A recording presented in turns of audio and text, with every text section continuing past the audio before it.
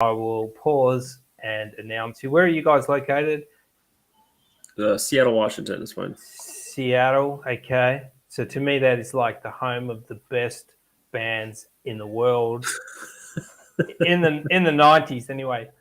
When I listen to music, a quick side story before we start. I remember literally passing the garage at a friend's house, and there's literally Soundgarden before they were Soundgarden jamming out. Oh, really? Wow. It was like the infancy of, hey, who are these guys? People coming around, and you just see them around town before like grunge was a thing, But I remember seeing like Soundgarden, like, oh, those are those guys. That's what they're called, and like, hey, these are the guys that are like number one on the charts. Like this guy, So just a small world.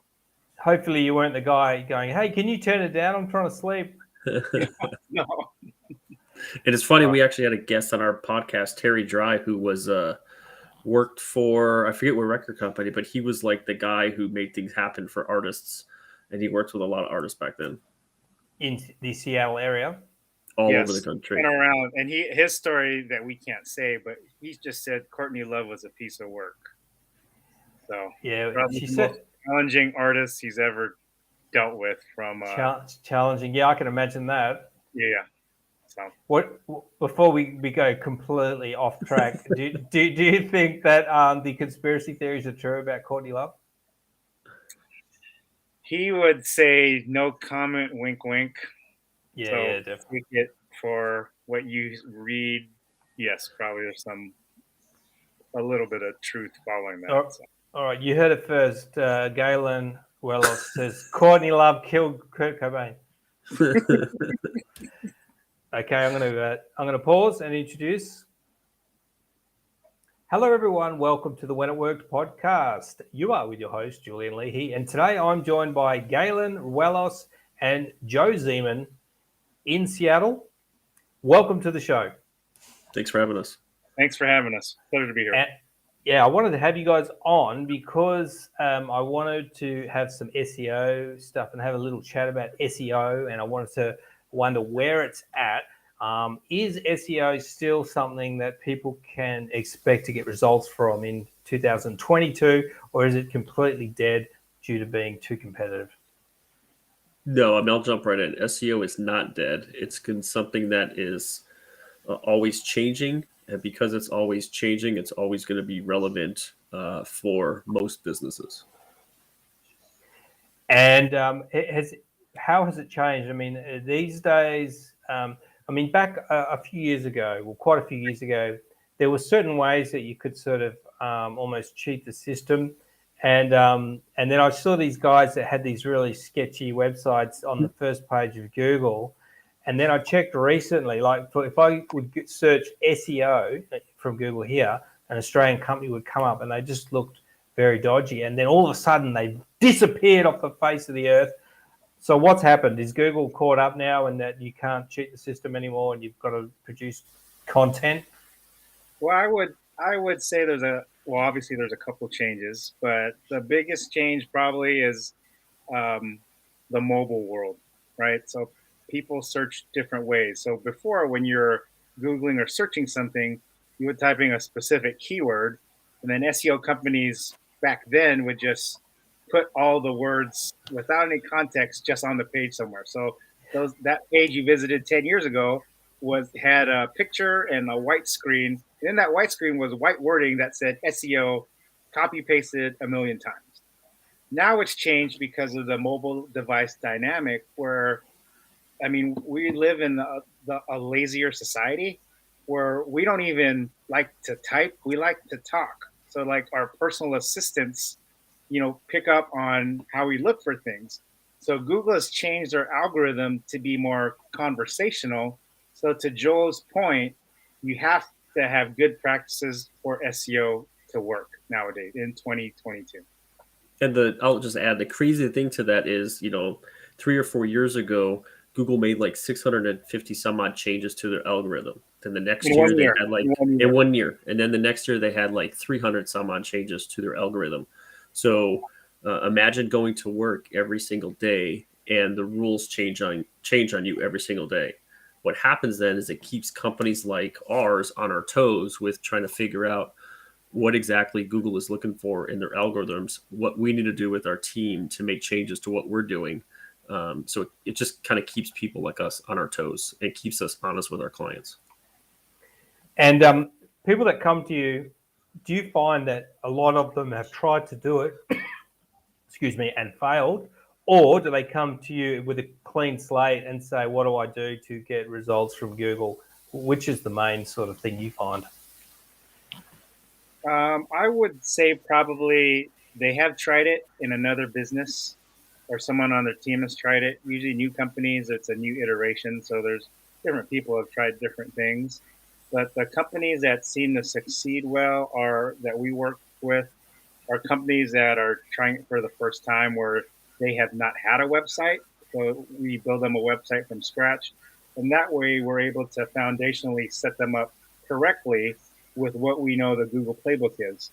And similar to what Joe was saying with our team being on their toes, our playbook is like the best analogy I could give. It's almost like throwing darts on a board. And some months, some darts will stick in terms of what we work with on SEO. The next month, that same dart that is our bullseye may not work. So we have to scramble and be alert and be able to pivot accordingly on how to make these changes. What we tell our clients is SEO. I came up with this analogy. It's almost like riding a bike in the Alps, right? You've seen the Tour de France, but you don't have any brakes. So you keep pedaling, but if you stop pedaling, you don't go to the bottom of the hill eventually, but over time you will. And there's peaks and valleys. Similar to SEO, we tell our clients and everyone, like, it's a climb. And our goal is to eventually climb on the top and stay on the top. But these changes make it a little bit challenging, but that's why we're sustainable and doing what we do to help our clients succeed. And with a lot of marketing, business owners, they kind of want somebody to handle it. I was wondering with your clients in SEO, do they have to produce content, or can they still get results just running their business and then having people do whatever you're doing for them? Or do they have to start blogging and all that? I mean, the good thing is our team does that, or in whatever SEO company businesses are working with, a lot of their SEO teams, they do that. I mean, that's just one of the things that we do is create content based upon the keyword phrases and the geos or cities that companies like ours are targeting. So if it's about, let's say it's a roofer in Seattle, we're going to write articles and press releases and social blogs with content that's relevant to what we're targeting, and then we're going to submit those articles to online publications related to that client's industry. So we write the contents, we do the social blogging, our team does that. That doesn't shy away from if the business owner, if they write, if they still want to write blogs or write articles themselves, they can still do that. Part of what we do is, like, we have a roofer that regularly writes blog posts, submits them to us, and then we syndicate them online for that client. Nobody wants to write blog posts, do they? No, they don't. It's usually a marketing person that's stuck, like, oh, do I have to do this? But similarly, as boring as that is, it's not the sexiest thing, spoiler alert, but sometimes there's content that we could create into like blog posts if there's like local press they have, so it's not as dry as it seems sometimes, but you're right. It is pretty unsexy. So I was reading a blog. I was looking for like a faucet, and like I was just reading this blog post about faucets, and I just thought some poor SEO guys had to write this 1,000-word essay on faucets. This is horrible. Yep, anyway. Like the pros and cons of which one looks pretty and which one functions better. And for the record, Joe and I are not those writers. So. Thank God we're not. Okay. No. Okay, right. Now the other thing. So, do you still do guest posting? I just wanted to know, does guest posting still work, where you can just put stuff on other people's blogs? Occasionally, yes. It's really dependent on the source and the like online directory or publication that we're posting with. So sometimes within the home service industry, one piece of content or a writer may work for another similar kind of industry. So there can be some guest writing that way. Like a specialist in the roofing industry could maybe write on a like roof cleaning or gutter cleaning or siding. So something related and similar. If that answers it. Yeah. And what about backlinking? One thing I wanted to know was, so is backlinking still really, really important? And two, do you still get penalized for like reciprocal linking? Like reciprocal linking, like you put your link on my website, I put mine on yours? Yeah. I mean, I can't personally answer that question. Maybe Galan could help out. I got a theory that you don't get penalized for it anymore, but I'm not sure. I mean, I will say that I have let clients know to kind of do some of that, as long as it's, I guess, in the same industry. So if it's like a roofer putting his link on, maybe a handyman site, and the handyman putting his link on the roofer site, I don't suppose it would hurt. Now you can get penalized. There's a not recent, but a Google core update where like spammy links, you just put a link to show that, hey, I'm connected to this other web property. You can get penalized for those now. So some people, some shadier SEO companies would just, I created all these links for you because they're trying to show activity to justify the cost of doing business with them. And Google will penalize that. And that's part of like the algorithm change now where like conversationally, like you have to be kind of relevant in like the content you're doing for SEO to really work. So there's a lot of levers behind the scenes, and we try to pull the right levers, but sometimes, that lever may be a pail of water dropping on our head. We have to pivot, like, get the towel, let's pivot and try another lever. Another question I had was about, I've noticed that the no follow links have almost become like a default thing to expect. And like somebody will write an article about you and they'll automatically put a no follow on. Now, I was wondering whether Google would start to actually value those links, because if you think about it, it's probably the least spammy form of authority that this other blog is linking back to you, and they're saying don't give him any link juice. Have you noticed that, or is it as it is stated that no follow links don't have any value? I can't answer that personally. I don't know, Joe, if you have any insight on no follow links. I don't. The great thing about like companies like ours is like we have a team of 68 people. So each person's job is something different within the SEO silo, whether it's on page, whether it's off page, or whether it has to do with social, like social blogging. So with that, we have a team of people that are constantly staying up to date with what Google is doing, learning what they're doing, and then updating the rest of our team. So even though Galan and I can't answer that question,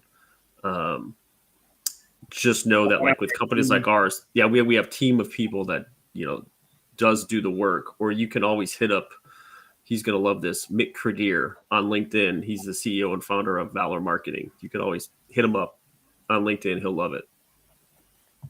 And how long is this process? Is this like should be considered to be just like almost like a SaaS service where it's just an ongoing thing, or do people sort of stop after a couple of years, or is it got to keep going? Go ahead, Joe. SEO is an ongoing thing. I would say clients that we've had SEO, we've had clients for 8-9 years, because it's something that's always analogy I said, you're going up and down hills, you're riding a bike with no brakes. So part of the reason a value add on how we're different is almost I would say once a year, in terms of geos, we add geos to our clients' campaigns without charging them anything extra. So it's a value add. Since our team does so much work, we add geos as kind of a value add to give better performance to our clients. Our clients that have been with us 8 or 9 years that may have started with 2 cities, now may have a dozen, 15, 16, 20 cities on their campaign, just because that same work our team is doing can be replicated. Now, you can't do it out of the gate. Just say, I want to SEO the whole continental United States, Hawaii and Alaska. It doesn't work that way. But over time, we've seen the results pan out for those clients that have done it for a very long time, the long game. And what is the ideal sort of business that you can get the best results for? Casino and pharma? I mean, about the only business that I think the only business that doesn't need help with SEO is like something that's hyper local. So like a dry cleaner or a restaurant, something that's very local, a nail salon, something like that. That's hyper local. But in most other industries, there's not one specific industry that works better than the other with SEO, unless there's just no competition in their industry for the area that they serve. But what is your main, the real ideal prospect that you have? What sort of businesses are your main people that you help? How big are they? Can you give us some ideas so that people watching will think, okay, these guys are probably suitable for me? I'd say the industries are home service industries, contractors, a lot of legal. We have clients in the dental field. There's a couple industries we have like online sales in the sales industry. Joe, anything else that I'm missing? No, that's good. 60% trades or service, 30% professional, and like 10% other, like Galan had mentioned. But I primarily service-related businesses, plumbers, roofers, HVAC, landscape contractors. For some reason, why we're just able to kill it with those businesses, septic companies. Yeah. Okay. And what's the first port of call for people that want to have a chat to you? Say that again. Do you have the first protocol? The strategy call? Yeah. What do people do? Yes. Go to the website? The first thing that we do first when we work with a client is make sure they have a website that's functional and primarily on WordPress. And Joe, why do we work with only WordPress sites? Because when you do SEO, you need 3 types of accesses to a website. You need admin access, you need cPanel, and FTP access. With sites like Squarespace, Weebly, GoDaddy, any DIY platform, those platforms only provide you with admin access. And we need FTP and cPanel so we can get access to the coding so we can implement changes that our team needs to implement. So if Google pushes out an update and it affects them, we need to be able to have access to make a change right away. And those other DIY platforms, unfortunately, don't give you that type of access. And WordPress is amazing, and you can do just about anything on it. And do you find that people resist that? Like you get these people with Wix websites, and they've spent all this time, and it's just useless. Unfortunately, it's a shock for some people who've invested, like, they worked with a website company and they just spent $5,000 on a website with Wix, and then they get that hard news of what? I have to rebuild my website. It's like telling them your baby's ugly. It's like the news you don't want to deliver, but sometimes necessary. And a lot of people get offended because they take ownership. They think just because my pictures are pretty, it should work, right? But we know the answer is no, not necessarily. You have, like any good house, you need a good foundation and everything behind the scenes for it to work, for that pretty house to be functional. So it's not just look, it's the substance behind it. Oh, yeah. I mean, all the stuff that's under the hood, and then you build somebody a WordPress site and they say, I don't like it. It's like, because of the way it looks. It's like, well, how much is that going to earn you? Right. So that's just, we're just different because we're transparent and we're honest. We'll tell people the truth and rather walk away and educate someone than trying to swindle them and get a deal. That's just not the kind of company that when we founded the company, like who we are. So we like to be upfront and honest with like our clients. So. Yeah, there was something I saw. I saw Joe say that we don't have a set packages. Was that you that said that on one of your podcasts? We don't have. I mean, we do. When it comes to marketing packages, there's no such thing as a marketing package. When it comes to SEO, there's different investment levels depending on how much work you want done, and how many keyword phrases and how many geos a business is targeting. But as far as package deals for marketing, we don't do package deals because every single business is different, and each business has different marketing goals. So as a business reaches their goals, then their marketing strategy should also change. Wonderful. All right. Well, thanks for coming on. I got some good questions there that I wanted to ask about SEO. And if you guys want to get some help, head over to valormarketingllc.com, have a chat to one of the guys, and start getting. First of all, make sure you got a WordPress site. Get rid of that Wix site, and get some SEO happening. Can I share one little tidbit of information at the end here? No, Joe. So, yes. So this is something that any service-related business can do, and it revolves around the Google Maps section. So if your cell phone has your GPS enabled, you could snap a picture. So let's say our roofing contractor, and our roofer services multiple cities. But in Google My Business, you can only show up where you're physically located, or where you've claimed your local listing for your city, state, and zip. So what you would do is you would take a picture with your phone of the work that you're doing. Then you would go to your Google My Business page. You would create a post, so like a what's new post. You would drop that picture in, and then in the description, you would put keyword phrases in there that kind of matches what you're trying to do for SEO. So maybe like residential re-roof in city, state. So that city, state, and those keywords are then matched with the geolocation of the picture that you just took. And then you post it to Google Maps, and it helps you drop pins all over Google Maps. So over time, as a long-term strategy, you could start showing up with your business all over Google Maps. Well, that's interesting. So, and that's only in Google Maps. So the images, you can upload them in, and they're kind of geotagged with the location. And, yep, correct. It wouldn't make sense for like an attorney or dentist that, oh, you're going to sit in the chair. You're not going to take 300 pictures of a patient or a client in your office. But for a business that canvasses a wider area where you want to show, that is where that play makes sense in that playbook. So interesting. How long's that been a thing with Google Maps? So we actually found out about it from one of our clients who's paying for the service, and then we helped create it with another service that we offer. But a lot of times we just educate people on something that they can do themselves. So if you're listening, I just saved you $10,000 a year. However, if you want to pay for it, if you just don't have the time to do it, then there's companies like ours or other companies out there that can help manage it for you.